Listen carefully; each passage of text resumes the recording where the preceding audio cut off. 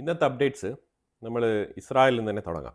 കാരണം ഇസ്രായേലിൻ്റെ ഉള്ളിൽ ഒരു 3 സ്ഥലങ്ങളിൽ ഇറാൻ്റെ മിസൈൽ പതിച്ചിട്ടുണ്ട്. വലിയ രീതിയിൽ നാശനഷ്ടങ്ങൾ ഉണ്ടായിട്ടുണ്ടോ എന്ന് ചോദിച്ചു കഴിഞ്ഞാൽ ഉണ്ടായിട്ടുണ്ട്, ഇല്ല എന്ന് പറയാൻ പറ്റത്തില്ല. ഇൻഫ്രാസ്ട്രക്ചർ ഡിസ്മാൻഡലിംഗ് സംഭവിച്ചിട്ടുണ്ട്. അതിലൊന്ന് ടെല്ലവീവിൽ ഒരു റെയിൽവേ സ്റ്റേഷൻ, ബെനിബാർക്ക്, അതേപോലെ റാമത്ത് ജൻ എന്ന് പറഞ്ഞ സ്ഥലങ്ങളിൽ, അതുപോലെ ഹാലോൺ ഏരിയയിൽ, ഈ ഏരിയകളിലെല്ലാം മിസൈൽ പതിച്ചിട്ടുണ്ട്. മിസൈലിൻ്റെ ഡെബ്രിയൊക്കെ വന്ന് വീണിട്ടുണ്ട്. പ്രധാനമായിട്ടും ഈ അറ്റാക്കിന് കാരണമായത് ക്ലസ്റ്റർ വാർഹെഡുകളാണ്. ക്ലസ്റ്റർ വാർഹെഡുകൾ ഇന്നലെ തുരിതര ഇറാൻ അയച്ചിട്ടുണ്ടായിരുന്നു. ഇറാൻ ഇന്നലെ കട്ട കലിപ്പിലായിരുന്നു. അതിന് പ്രധാനപ്പെട്ട കാരണം അവരുടെ ചീഫ് സെക്രട്ടറി പൊസിഷനിലുള്ള IRGCയുടെ നേതൃത്വ നിരയെ കൺട്രോൾ ചെയ്യുന്ന അലി ലാരിജാനിയുടെ കൊലപാതകം, അതാണ് അവരെ ചൊടിപ്പിച്ചത്. ഇതിനകത്ത് ഞാൻ ഈ കാണിക്കുന്ന ഇമേജിൽ 3 വ്യക്തികളുണ്ട്. ഈ 3 വ്യക്തികളിൽ ഇപ്പുറത്ത് നിൽക്കുന്നത് അലി ലാരിജാനി, നടുക്ക് നിൽക്കുന്നത് അലി ലാരിജാനിയുടെ മകൻ, അയാളും IRGCയുടെ മിലിറ്ററിയിൽ തന്നെയാണ് സെർവ് ചെയ്യുന്നത്. മൊർത്താസ അലി ലാരിജാനി എന്ന് വിളിക്കും. ഈ മൊർത്താസ സയൻറ്റിസ്റ്റാണ്, മിലിറ്ററിയിൽ തന്നെയുള്ള സയൻറ്റിസ്റ്റാണ്. മീൻസ് ഈ ആണവായുധവുമായിട്ട് ബന്ധപ്പെട്ട് ഈ മേഖലകളിൽ മിലിറ്ററി എക്യുപ്മെൻസുമായിട്ട് ബന്ധപ്പെട്ട് പ്രവർത്തിക്കുന്ന വ്യക്തിയാണ്. ഡോക്ടറേറ്റ് ഉണ്ട്. മൂന്നാമത് നിൽക്കുന്നത് അലി ലാരിജാനിയുടെ ബോഡി ഗാർഡ് സയ്യദ് വഹീദ് ഫാത്തിമി എന്ന് പറഞ്ഞാണ് ഇയാളുടെ പേര്. ഈ 3 പേരുമാണ് ഒറ്റയടിക്ക് ഇസ്രായേൽ തട്ടിക്കളഞ്ഞത്. 3 പേര് മീൻസ് ഈ ബോഡി ഗാർഡ് എപ്പോഴും അറ്റാച്ച്ഡ് ആണ്, പാക്കേജ് ആണല്ലോ, നിഴൽ പോലെയാണ്. അപ്പോൾ ഒബ്വിയസ്ലി ലാരിജാനിക്ക് എയിം ചെയ്യുമ്പോഴത്തേക്കും ബോഡി ഗാർഡിനെ ഒന്നും ഒഴിവാക്കാൻ പറ്റത്തില്ല. പിന്നെ ബോഡി ഗാർഡും IRGCയിൽപ്പെട്ട ആൾ തന്നെയാണ്. അപ്പോൾ അതുകൊണ്ട് അതിനകത്ത് ഇസ്രായേൽ വേറൊരു ഓപ്ഷൻ എടുക്കാൻ അതിനകത്ത് യാതൊരു സാധ്യതയില്ല. അതുകൊണ്ട് 3 പേരെയും ആ ഓപ്പറേഷനിൽ വധിച്ചിട്ടുണ്ട്. ഇതാണ് ഏറ്റവും കൂടുതൽ ഇറാനെ ചൊടിപ്പിച്ച വിഷയം. അതിനെ തുടർന്ന് ഇറാൻ മിഡിൽ ഈസ്റ്റ് രാജ്യങ്ങൾക്ക് മേളിലും അതുപോലെ തന്നെ ഇസ്രായേലിന് നേരെയും താറുമാറായിട്ടുള്ള മിസൈലുകൾ എന്തൊക്കെയുണ്ടോ, എവിടെയൊക്കെയുണ്ടോ, ഏതൊക്കെ മൂലയിലുണ്ടോ അതെല്ലാം എടുത്ത് എറിയാൻ തുടങ്ങി. കൺട്രോൾ ഇല്ലാത്ത രീതിയിൽ അവർ മിസൈലുകൾ അയച്ചു. മെജോറിറ്റി മിസൈലുകളെല്ലാം തന്നെ ഇൻ്റർസെപ്റ്റ് ചെയ്യപ്പെട്ടു എന്നുള്ളതാണ് ഇറാൻ്റെ ദയനീയമായിട്ടുള്ള പരാജയമായിട്ട് നമുക്കിവിടെ കണക്കാക്കാൻ പറ്റുന്നത്. ശരിയാണ്, 1-2 സ്ഥലങ്ങളിലൊക്കെ വീണിട്ടുണ്ട്. ഇതെല്ലാം തന്നെ ഇൻഫ്രാസ്ട്രക്ചർ മെറ്റീരിയലിസ്റ്റിക് ഡിസ്മാൻഡലിങ്സ് മാത്രമാണ് ഇറാന് ഇതുവരെ നേടാൻ കഴിഞ്ഞിട്ടുള്ളത്. ഇസ്രായേലിൻ്റെ ഉള്ളിൽ സെൻട്രൽ ഇസ്രായേൽ, സദൻ ഇസ്രായേൽ, അതുപോലെ ഇന്നലെ വൈകുന്നേരം ഒരു 6 മണി മുതലേ നോർത്തേൺ ഇസ്രായേൽ ഭാഗത്ത് ഹെസ്ബുള്ള റോക്കറ്റുകൾ അയച്ചുകൊണ്ടേയിരിക്കുന്നുണ്ട്. ഹെസ്ബുള്ളയുടെ സൈഡിൽ നിന്ന് മിസൈലുകളും വന്നിട്ടുണ്ട്. അതെല്ലാം വിജയകരമായി തന്നെ ഇസ്രായേൽ ഇന്റർസെപ്റ്റ് ചെയ്തിട്ടുണ്ട്. ആ ഇന്റർസെപ്റ്റ് ചെയ്യുന്ന വീഡിയോകളും പുറത്തു വന്നിട്ടുണ്ട്. അതുപോലെ എവിടെയൊക്കെയാണ് ഇസ്രായേലിൻ്റെ ഉള്ളിൽ മിസൈലുകൾ പതിച്ചത്, അവിടെ ഉണ്ടായ മെറ്റീരിയലിസ്റ്റിക് ഡാമേജ് എന്താണ്, അതുമായിട്ട് ബന്ധപ്പെട്ട വീഡിയോ ഫൂട്ടേജസും ഞാനിവിടെ പങ്കുവെക്കുന്നുണ്ട്. ടെലവീവ് സെവിഡോർ ട്രെയിൻ സ്റ്റേഷനാണ് നിങ്ങളിവിടെ കാണുന്നത്. Wow.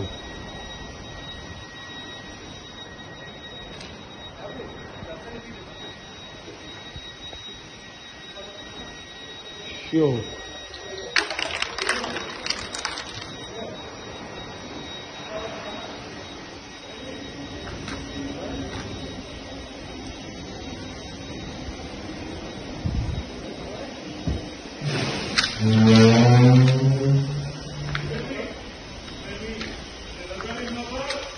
כן, בטח.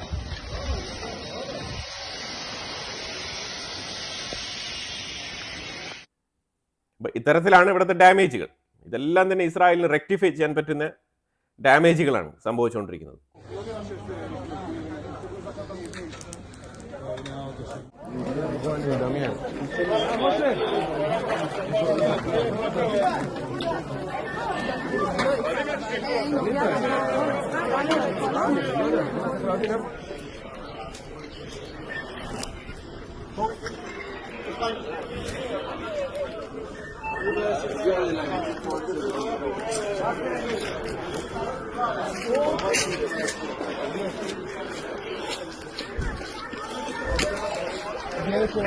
של פינת הרואה ברמת גן. ഇസ്രായേലിന്റെ ഉള്ളിൽ ഇന്നലെ 2 കാഷ്വാലിറ്റീസ് ആണ്. 2 പേര് കൊല്ലപ്പെട്ടു. അത് ഒരാൾക്ക് 70 വയസ്സ്, നല്ല വയസ്സായ വ്യക്തിയാണ്. അതുപോലെ തന്നെ മറ്റൊരാൾക്ക് വീൽ ചെയറിലാണ്. ഇവർ 2 പേർക്കും പെട്ടെന്ന് ഷെൽട്ടറിൻ്റെ ഉള്ളിൽ പോകാൻ പറ്റിയില്ല, ടൈംലി ഹെൽപ്പ് കിട്ടിയില്ല. അതുകൊണ്ട് ഈ 2 വ്യക്തികളും കൊല്ലപ്പെട്ടു എന്നുള്ള വാർത്ത വരുന്നുണ്ട്. അപ്പോൾ ടെല്ലവീവിൽ ആകെ ഇന്നലെ ഇത്രയും മിസൈലുകൾ അയച്ചിട്ടും ടെല്ലവീവിൽ ഇന്നലെ ഉണ്ടായത് 2 സിവിലിയൻസിൻ്റെ കൊലപാതകങ്ങളാണ് ഇറാനെ കൊണ്ട് ചെയ്യാൻ കഴിഞ്ഞിരിക്കുന്നത്. അല്ലാതെ ഇറാനെ കൊണ്ട് ഒരു തരത്തിലും IDF-ന്റെ നേതൃത്വ നിരയിലുള്ള ആൾക്കാരെയോ അല്ലെങ്കിൽ ഇസ്രായേലിന്റെ പൊളിറ്റിക്കൽ ലീഡർഷിപ്പിലുള്ള ആൾക്കാരെയോ ഒരു തരത്തിലും ഇതുവരെ ഒരു ചെറിയ രീതിയിൽ പോലും ടാർഗറ്റ് ചെയ്യാൻ കഴിഞ്ഞിട്ടില്ല എന്നുള്ളത് ഇറാന്റെ ഒരു പരാജയം തന്നെയാണ്. അതിൽ യാതൊരു മാറ്റമില്ല. അതേസമയം ഇപ്പുറത്ത് ഇറാന്റെ ഉള്ളിൽ നോക്കുകയാണെന്നുണ്ടെങ്കിൽ ഇന്നലെ രാവിലെ തന്നെ ബെഞ്ചമിൻ നെതന്യാഹു ഇറാൻ ജനങ്ങളെ അഭിസംബോധന ചെയ്തുകൊണ്ടുള്ള ഒരു സ്റ്റേറ്റ്മെന്റ് പുറത്തിറക്കിയിട്ടുണ്ടായിരുന്നു. അതായത് അവർക്ക് ഷഹർഷാൻ ബെ സൂരി എന്ന് വിളിക്കുന്ന ഒരു നൗറൂസ് എന്ന് പറഞ്ഞാൽ ഒരു ന്യൂ ഇയർ, ഒരു പുതിയ വർഷം, ന്യൂ ഇതൊക്കെ അങ്ങനെ വരുന്ന ടെർമിനോളജീസ് ആണ്. ഫയറിന്റെ സെലിബ്രേഷൻ ആണ്. ഈ ഫയറിന്റെ സെലിബ്രേഷൻ എന്ന് പറയുന്നത് സൗരാഷ്ട്ര മതം ഫോളോ ചെയ്യുന്ന ആൾക്കാരുടെ വളരെ പ്രധാനപ്പെട്ട ഒരു സെലിബ്രേഷൻ ആണ്. ഒരു ന്യൂ ഇയർ, ഒരു പുതുമയുടെ, ഒരു ഫ്രഷ്നെസിന്റെ സെലിബ്രേഷൻ ആണ്. ഫോർ എക്സാമ്പിൾ ദീപാവലി പോലത്തെ ഒരു സെലിബ്രേഷൻ ആണ് ഈ നൗറൂസ് എന്ന് പറയുന്നത്. അപ്പോൾ ഈ നൗറൂസ് ആഘോഷിക്കപ്പെടുന്നത് പഴയ സൗരാഷ്ട്ര കൾച്ചറിലുള്ള ആൾക്കാരും അതുപോലെ തന്നെ പേർഷ്യൻസും അവരാണ് ഏറ്റവും കൂടുതൽ ഇത് ആഘോഷിക്കുന്നത്. ഇത് ശരിക്കും പറഞ്ഞാൽ ഇന്ന് ശരിക്കും ഒരു എൻജോയ്മെന്റ് എന്നുള്ള നിലയിലാണ് ആഘോഷിക്കപ്പെടുന്നത്. അപ്പോൾ അവര് ഇതുമായിട്ട് ബന്ധപ്പെട്ട ആൾക്കാർ ഒന്ന് ഗാദർ ചെയ്യുക, അവിടെ ക്യാമ്പ് ഫയർ പോലത്തെ ഫയർ ഉണ്ടാക്കുക, അവിടെ പഴയ പേർഷ്യൻ എംപറർ ഡൈനാസ്റ്റി രീതിയിൽ ഒരു പാട്ടൊക്കെ ഉണ്ട്. ആ പാട്ടുകളൊക്കെ അവിടെ ആലപിച്ചിട്ട് ഇവർ സന്തോഷമായിട്ട് അവിടെ നിന്ന് പിരിയും. ഇതാണ് സ്വാഭാവികമായിട്ട് അവിടെ നടക്കുന്ന സെലിബ്രേഷൻ. പക്ഷേ ഇത് IRGC വർഷങ്ങളായിട്ട് നിരോധിച്ചു വെച്ചിരിക്കുന്ന ഒരു സെലിബ്രേഷനാണ്. ആ സെലിബ്രേഷനാണ് ഇന്നലെ നടന്നത്. ഇന്നലെ ഇറാന്റെ ഉള്ളിലുള്ള പല സ്പോട്ടുകളിലും ഈ കുടുംബങ്ങൾ, ഈ ഫാമിലീസ്, അതായത് പേർഷ്യൻ പാരമ്പര്യത്തിലുള്ള സൗരാഷ്ട്ര മതം ഫോളോ ചെയ്യുന്ന ഈ ആൾക്കാർ ഗ്യാദർ ചെയ്ത് അതാത് സിറ്റികളിൽ ഗ്യാദർ ചെയ്തിട്ട് അവിടെ ചെറിയ ചെറിയ ക്യാമ്പ് ഫയറുകൾ സെറ്റ് ചെയ്ത് ഈ സെലിബ്രേഷന് തുടക്കം കുറിച്ചു. അപ്പോഴത്തേക്കും IRGCക്ക് കുരുപൊട്ടി. കാരണം IRGCയെ സംബന്ധിച്ചിടത്തോളം ഇത് ഷിർക്കാണ്. ഷിർക്ക് ചെയ്യാൻ പാടില്ല. ഷിർക്കാണ് ഏറ്റവും വലിയ തെറ്റ്. പൊറുക്കാൻ പറ്റാത്ത തെറ്റാണ് ഈ ഷിർക്ക്. അപ്പോൾ ഈ ഷിർക്കാണ് ഇവിടെ സംഭവിച്ചുകൊണ്ടിരിക്കുന്നത്. അപ്പോൾ അവർ ഉടനെ സ്വാഭാവികമായിട്ട് അവർ രോഷാകുലരായിട്ട് തോക്കും പിടിച്ചുകൊണ്ട് വന്ന് ബസ്ജി ടീമുകൾ. ഈ ബസ്ജി ടീമുകൾ വന്ന ഉടനെ തന്നെ ഇസ്രായേലിൻ്റെ IDF-ന്റെ ഡ്രോൺ ഇത് മോണിറ്റർ ചെയ്യുന്നുണ്ട്. IDF-ന്റെ ഡ്രോൺ ഇവർക്ക് തലയ്ക്ക് മേളിൽ ഇങ്ങനെ വരുന്നത് കണ്ട് അവിടെ 2 സ്പോട്ടുകളിൽ IDF ഡ്രോണിൽ നിന്നും വെടിയുതിർക്കപ്പെട്ടു. അല്ലാന്നുണ്ടെങ്കിൽ ഇവർ ഈ ആഘോഷം നടത്തുന്ന ആൾക്കാർക്ക് നേരെ ഈ ബെസ്റ്റ് ടീമുകൾ വെടിയുതിർക്കുമായിരുന്നു. ഈ ഒരു പ്രിവെന്റീവ് ആക്ഷൻ എന്നുള്ള നിലയിലാണ് IDF അത് ചെയ്തത്. അപ്പോൾ IDF-ന്റെ ഡ്രോൺ കണ്ടപാടെ ഇവർ വണ്ടിയും എടുത്ത് സ്ഥലം വിടുന്ന സംഭവമാണ് അവിടെ നടന്നത്. അതിൻ്റെ വീഡിയോ ഫുട്ടേജ് ഞാനിവിടെ ഷെയർ ചെയ്തിട്ടുണ്ട്. ഇതാണ് ഇറാന്റെ ഉള്ളിൽ നടക്കുന്നത്. ഇറാന്റെ ഉള്ളിൽ കലാപത്തിന് വേണ്ടിയിട്ടുള്ള ചെറിയ രീതിയിലുള്ള ആഹ്വാനങ്ങൾ തുടങ്ങിയിട്ടുണ്ട് എന്നുള്ളൊരു വാർത്തയും കൂടി വരുന്നുണ്ട്. എത്രമാത്രം സക്സസ്ഫുൾ ആവും നമുക്കറിയില്ല. കാരണം പല മേഖലകളിലും IRGC റെജീമിനെതിരെയുള്ള യുവാക്കളുടെ ആ ഒരു അമർഷം കാണാൻ കഴിയുന്നുണ്ട്. അത് പതിയെ വലിയ രീതിയിലുള്ള ഒരു പ്രൊട്ടസ്റ്റായിട്ട് മാറുമോ എന്ന് ചോദിച്ചാൽ ഇപ്പം നിലവിലുള്ള സാഹചര്യത്തിൽ അത്ര പെട്ടെന്ന് മാറാനുള്ള സാധ്യതയില്ല. പക്ഷെ കുറച്ച് ടൈം എടുക്കും. പക്ഷെ എന്നാലും ഒരു പ്രതിഷേധത്തിനുള്ള സാധ്യത അവിടെ രൂപപ്പെടുന്നുണ്ട്. പൊതുജനങ്ങളുടെ അപ്രോച്ചൊക്കെ നോക്കുമ്പോഴത്തേക്കും നമുക്ക് അങ്ങനെയാണ് മനസ്സിലാക്കാൻ പറ്റുന്നത്. IRGCക്ക് ഇപ്പോഴും വലിയ രീതിയിലുള്ള സപ്പോർട്ടുണ്ട്, ഇല്ലാന്നില്ല. കാരണം ഇത്രമാത്രം ലീഡേഴ്സ്, ഞാൻ ഈ പോസ്റ്ററിൽ കാണിക്കുന്ന 30ഓളം ലീഡേഴ്സ്, ഈ ഇൻറ്റു മാർക്ക് ഇട്ടിരിക്കുന്ന റെഡ് കളറിൽ ഇൻറ്റു മാർക്ക് ഇട്ടിരിക്കുന്ന 30ഓളം ലീഡേഴ്സ് കൺഫേം ആയിട്ട് എലിമിനേറ്റഡ് ആണ്. അതിലുപരിയായിട്ട് ടോപ്പ് ലീഡേഴ്സ്, ഇതിൽ ഉൾപ്പെടുന്ന ഈ ടോപ്പ് ലീഡേഴ്സിന്റെ സെപ്പറേറ്റ് എലിമിനേഷൻ ലിസ്റ്റ് ഞാനിവിടെ കാണിക്കുന്നുണ്ട്. അതുപോലെ തന്നെ മൊസാദ് ഫ്യൂച്ചറിസ്റ്റിക് ആയിട്ടൊരു ലിസ്റ്റും കൂടി പബ്ലിഷ് ചെയ്തിട്ടുണ്ട്. അതും കൂടി ഞാനിവിടെ വെച്ചിട്ടുണ്ട്. അതായത് ഇനി അടുത്ത് മൊസാദിന്റെ ലിസ്റ്റിലുള്ള ആൾക്കാരുടെ പിക്ചേഴ്സാണ് ഞാനിവിടെ കൊടുത്തിരിക്കുന്നത്. അപ്പോൾ ഓപ്പറേഷൻ കണ്ടിന്യൂ ആവുകയാണ്. ഇനി ഇന്നലെ രാത്രി ലെബനന്റെ ഉള്ളിൽ ഇസ്രായേൽ താറുമാറായിട്ടുള്ള ആക്രമണങ്ങൾ എന്ന് പറഞ്ഞാൽ 3 മെയിൻ ഏരിയ എയിം ചെയ്തുള്ള സ്ട്രൈക്കാണ് നടത്തിയത്. ദഹിയ എന്ന് പറഞ്ഞ സ്ഥലം ബെയ്റൂത്തിലാണ്, ബെയ്റൂത്ത് സിറ്റിക്കകത്താണ്. അപ്പോൾ ഈ സ്ഥലത്ത് പാതിരാത്രി ഇവാക്യുവേഷൻ ഓർഡർ ഇഷ്യൂ ചെയ്യുകയാണ് ഇസ്രായേൽ. പാതിരാത്രി അവിടെ ആൾക്കാരൊക്കെ വണ്ടി എടുത്തുകൊണ്ട് പോവുകയാണ് പാതിരാത്രി. ശരിക്കും പറഞ്ഞാൽ ദുരിതമാണ്. പ്രത്യേകിച്ചും ഈ ഹിസ്ബുള്ളയെ പോലത്തെ ആൾക്കാരെയൊക്കെ സംരക്ഷിക്കാൻ കാണിക്കുന്ന മാനസികാവസ്ഥയ്ക്ക് അവർക്ക് കിട്ടുന്ന ശിക്ഷയാണിത്. അല്ലാതെ ഇതിൽ കൂടുതലൊന്നും പറയാനില്ല.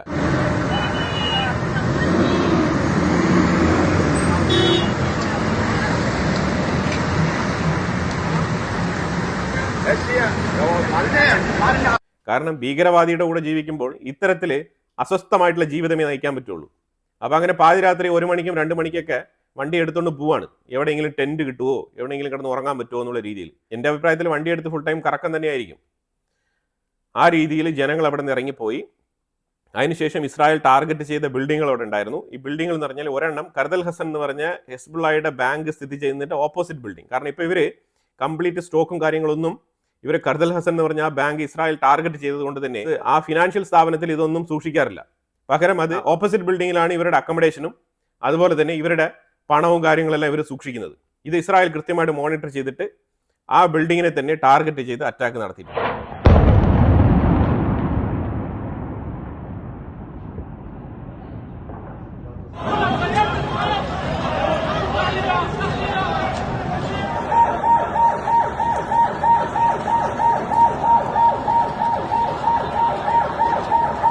സക്കാത്ത് അൽ ബൽത്ത് എന്നാണ് ആ ബിൽഡിങ്ങിന്റെ പേര്. ഈ സക്കാത്ത് അൽ ബൽത്ത് എന്ന് പറഞ്ഞ ബിൽഡിംഗ് ഖർദൽ ഹസൻ എന്ന് പറഞ്ഞ ബാങ്കിന്റെ ഓപ്പോസിറ്റിൽ ഇരിക്കുന്ന ബിൽഡിംഗ് ആണ്. ആ ബിൽഡിംഗ് ആണ് ടാർഗറ്റ് ചെയ്തത്.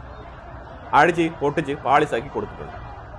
അതുപോലെ അൽ അബാഷ് മോസ്ക് എന്ന് പറഞ്ഞിട്ടുള്ള ഒരു മോസ്ക് ഉണ്ട്. ഈ മോസ്ക് ഷിയ മോസ്ക് ആണ്. അതിന്റെ തൊട്ട് പുറകിലുള്ള ബിൽഡിംഗ് അതും കൃത്യമായിട്ട് ഇസ്രായേൽ മോണിറ്റർ ചെയ്തിട്ടുണ്ട്. അവിടെയും ഈ ഹിസ്ബുള്ള ഭീകരന്മാരുടെ താവളമായിട്ട് അവർ ഉപയോഗിക്കുന്നുണ്ട്. അപ്പോൾ ആ ബിൽഡിങ്ങും ആക്രമിച്ചിട്ടുണ്ട്.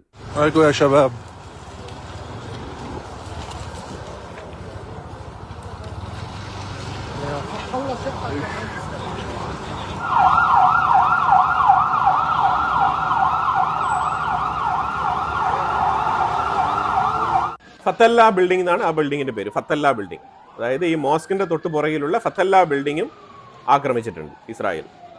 അവിടെ 2 എയർ സ്ട്രൈക്കാണ് നടത്തിയത്. അതുപോലെ ഈ സക്കാത്ത് അൽ ബൽത്ത് എന്ന് പറഞ്ഞ ആ ബിൽഡിങ്ങിൽ ഒരു അറ്റാക്ക്, അവിടെയാണ് ഫസ്റ്റ് സ്ട്രൈക്ക് സ്റ്റാർട്ട് ചെയ്തത്.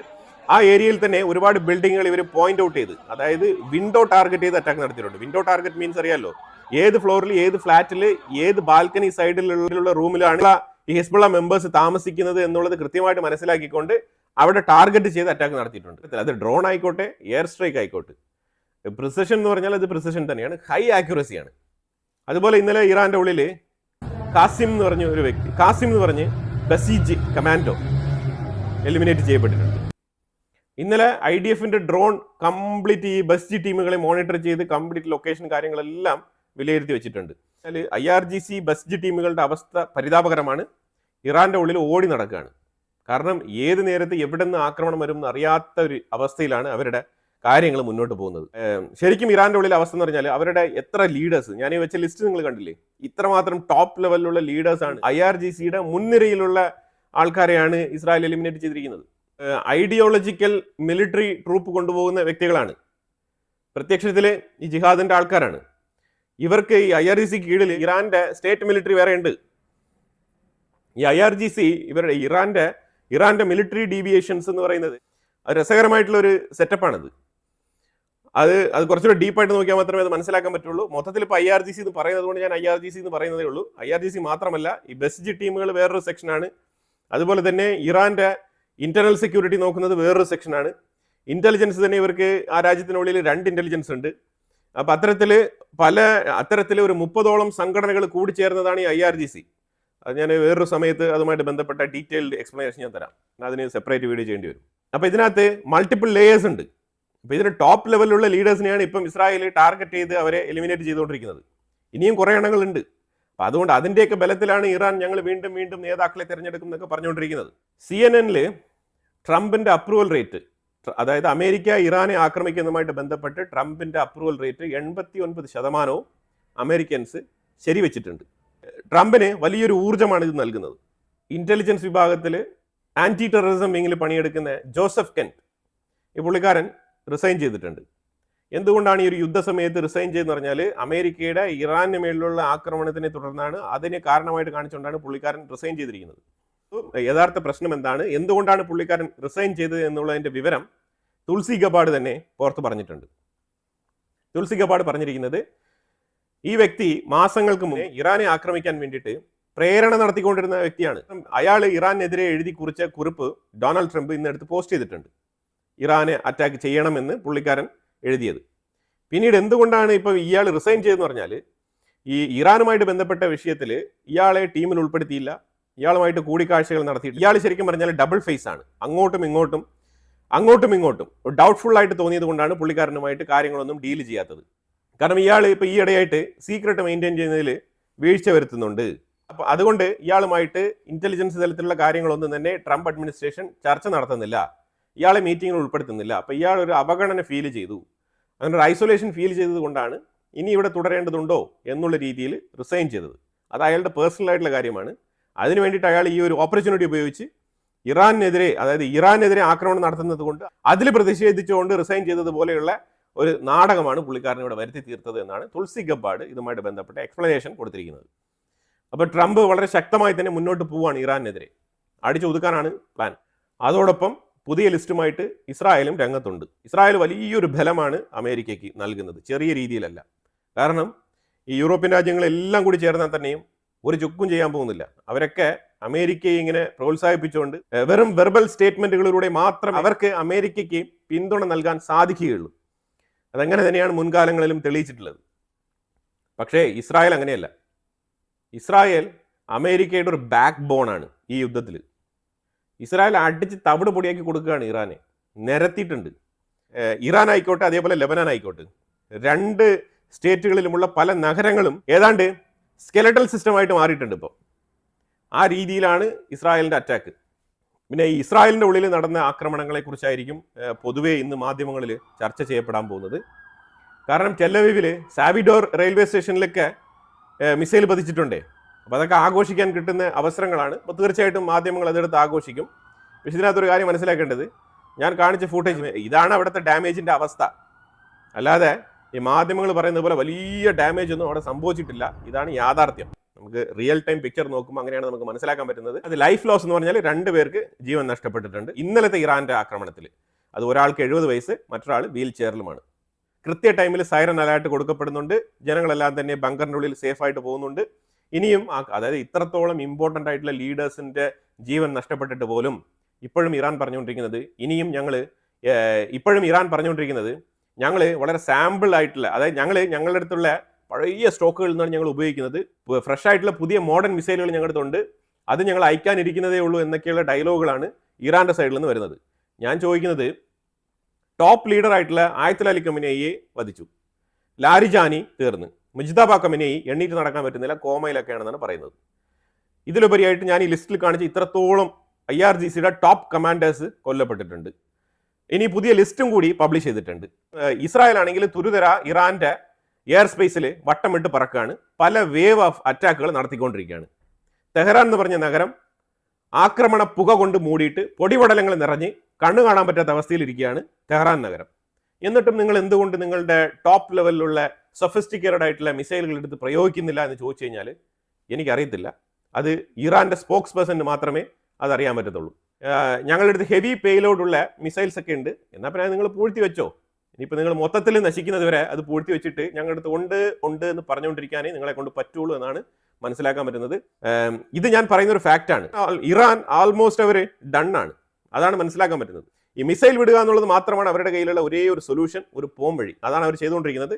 ഡ്രോൺസും അവർ അയക്കുന്നുണ്ട്. ഇതിലുപരിയായിട്ട് അവർക്ക് ഒരു ഇമ്പ്രൂവ്മെന്റും ചെയ്യാൻ സാധിക്കില്ല.